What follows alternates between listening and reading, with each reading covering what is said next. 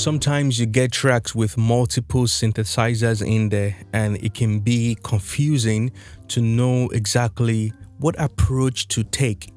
In this video here, I'm going to show you how I basically approached mixing these different synthesizers, pad and synth, in this song. So stay tuned.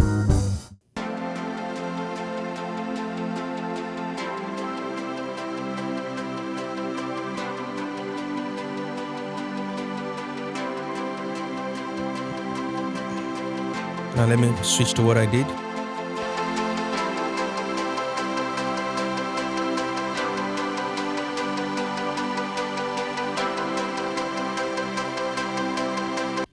All right, so that's a lot of stuff. So the first thing is, let's start with this one pad right here.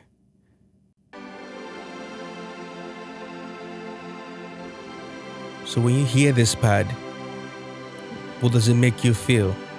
What is the thing is, what is the job of this pad in the song? It carries some high frequency in there, some low mid, and then it's smooth. That's what I'm thinking. All right, so I hear that one. It sounds good, sounds EQ'd already too. Now let's hear the second one here.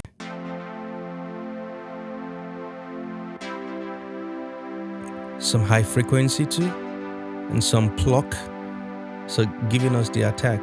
Let's play both together.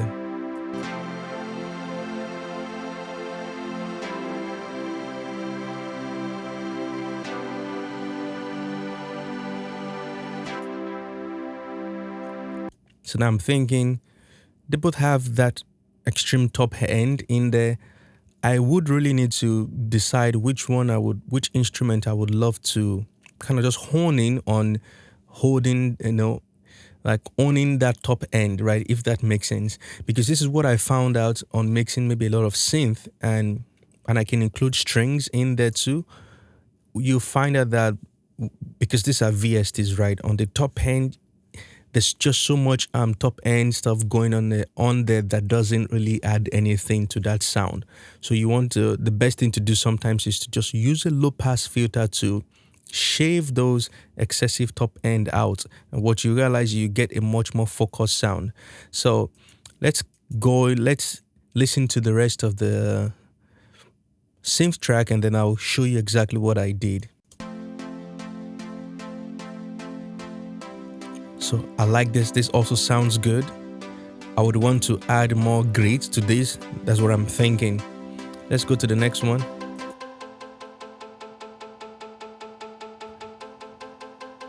So this one is kind of different. So on here it's playing this, but then there's something else it's doing here. So we need to also consider that.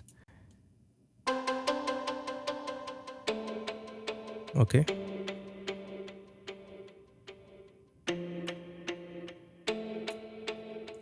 Okay, so all right, let's go here. Pad high, so this is a high pad. Stereo.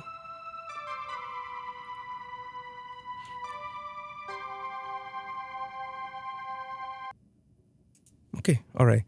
And then I'm going to play what this pad right here, right, it's doing in the song. And then, so all of these guys are basically sent into this bus right here, which I'm then processing them all at once. When I have multiple pads like that, I like to just group them, mix them individually, but also do the overall mixing in the group stage. So I'll play maybe the portion of the song here. Let's just hear that. I feel it. What does the pad? I said pad. What does the pad sounds like in the mix?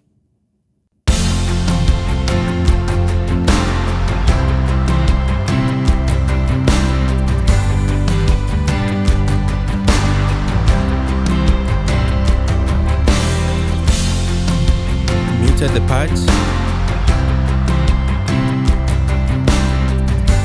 Bring it in.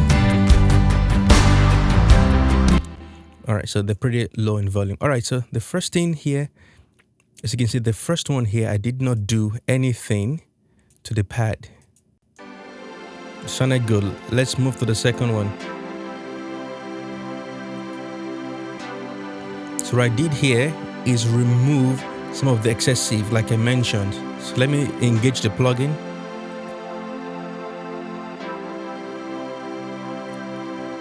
I'm purposely playing the other pad so you can hear. Now I'll focus this sound this. Let me bypass it.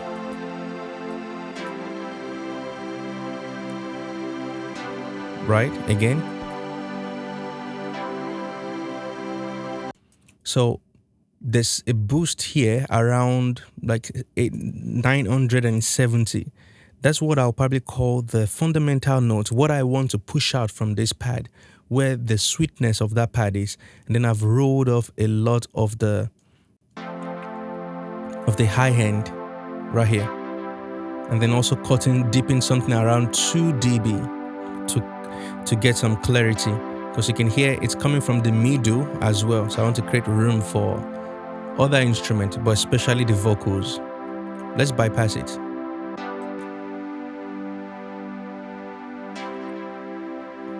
Bring it in.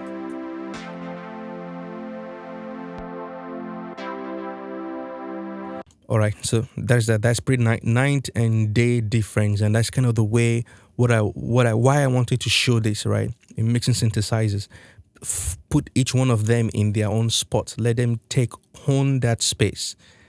Let's go to the pluck one here. The pluck one here, I'm using this plugin by Kush Audio Kaya, and it's basically a saturation plugin, but interesting saturation like you've not heard before. So let's just hear what that is doing.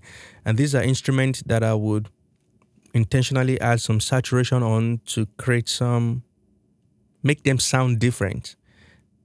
So they stand alone, but yet working together. All right, let me play that.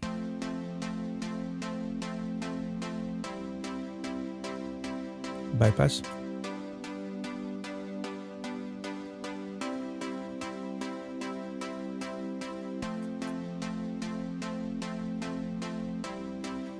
It's breaking up a little bit. There's a break up here, and I'm also abusing it as well.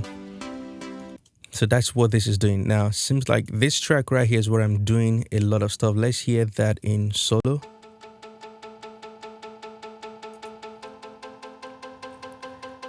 I'm gonna push the top end using clariphonic.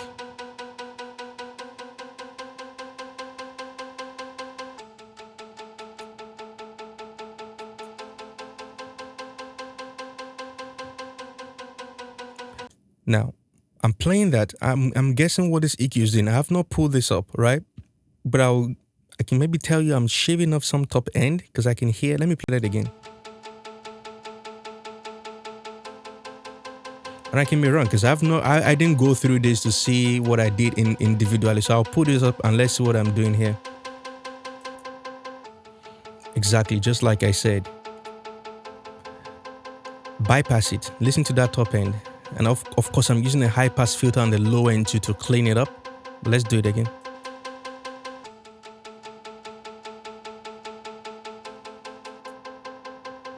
Let's play with this guy right here. Bypass it. Play with this guy. Bring it in.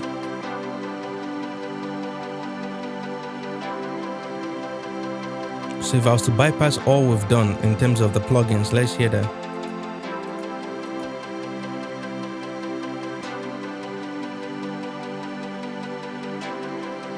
So we're beginning to lose them and there's no definition, all right? So let's continue with this one here. Now, I'm using Decapitator here. Let's just hear that. That's nice. I wanted that grit in there and liveliness. I like it.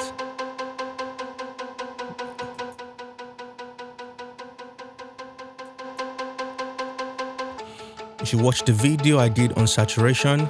I mentioned the EMI is usually my favorite, especially on stuff like this. It works well. Then another EQ.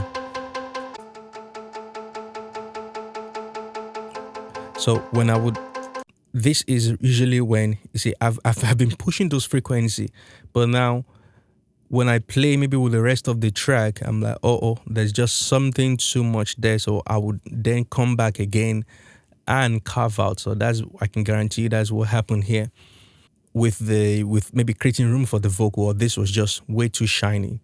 But so we're gonna hear that. Let me bring it in and out so you can hear.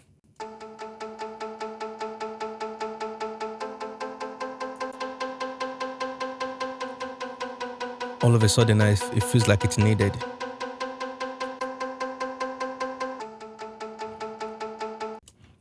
It's great. And then we need a compressor to basically, especially with this pluck stuff right here, you can see how it is. I'm going to solo this section here so we can see what the compressor is doing. So it's doing a lot of compression. Right. I'll bring it in.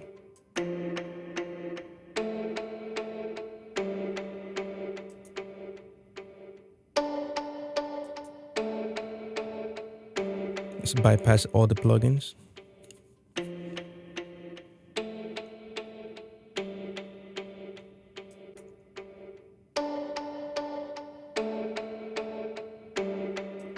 Let's adjust the release time a little bit. Let me see.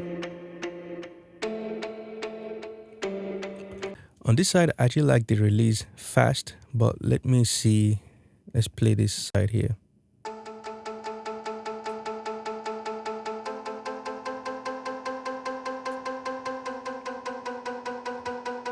Okay, that works too. Is to keep them tucked in the back. All right. And then we have this iPad here. I'm not doing anything here. So let's hear all the pads with the processing.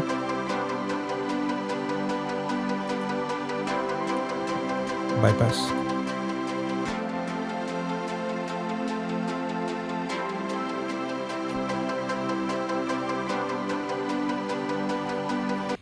Just little changes here and there, and then everything is coming into the the group stage where I'm affecting or treating or processing all of the different pads together as one instrument. In this case, pad is pad, because this song really calls for that. All right, so let's see. I'm boosting a lot of the presence here using this. I love the Slate virtual channel.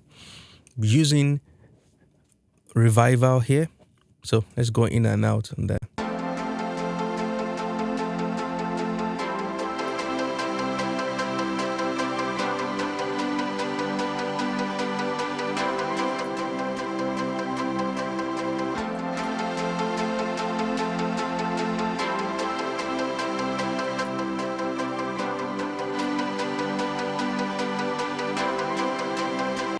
I mean, that is amazing. I'm even shocked too. I wasn't expecting that level of change in there.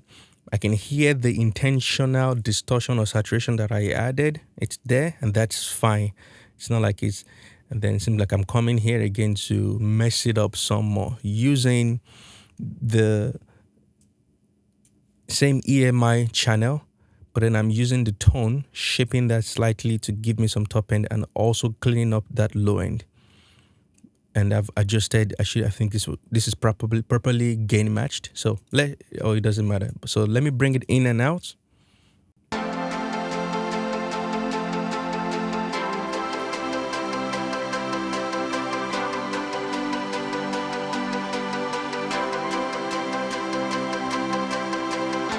That's really nice.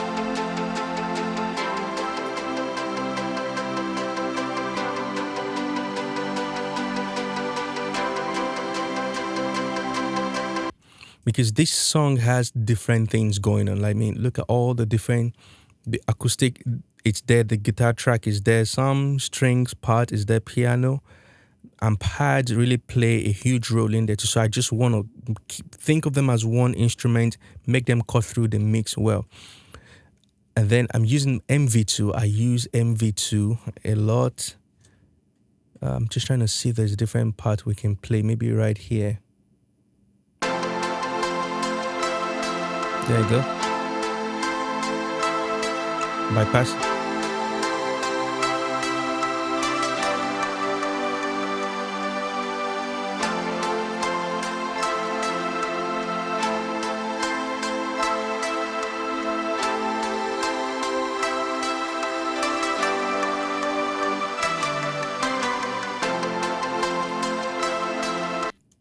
So MV2 is awesome. MV2 Waves got this stuff right.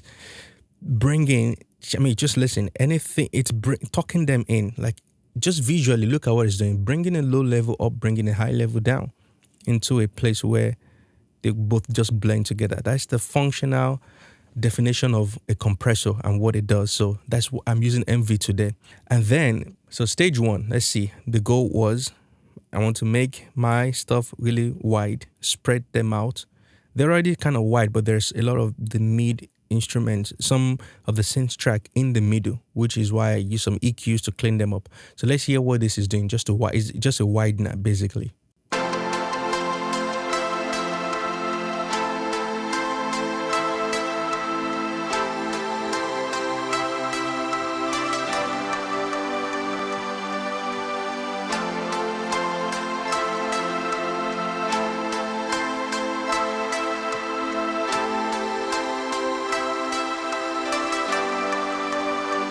Okay, so that is that. Now let's hear this maybe in the mix now. So what I'll do is I'll bypass this different processing and then bring them in again, so you can know what how much it basically impacted the sound. All right, so let's get out of solo. So it's gonna be bypassed first.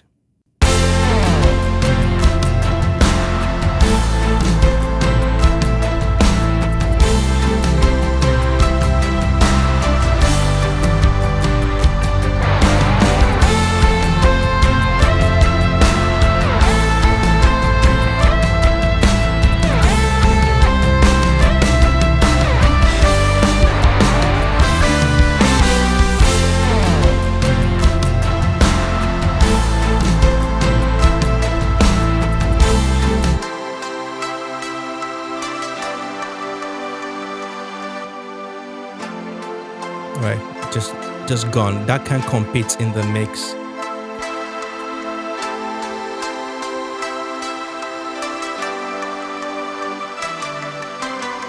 All right, so I hope this was some helpful tips right there on how to approach mixing synthesizers in a mix. Right, so thanks so much for watching and I'll see you in the next video. Bye for now.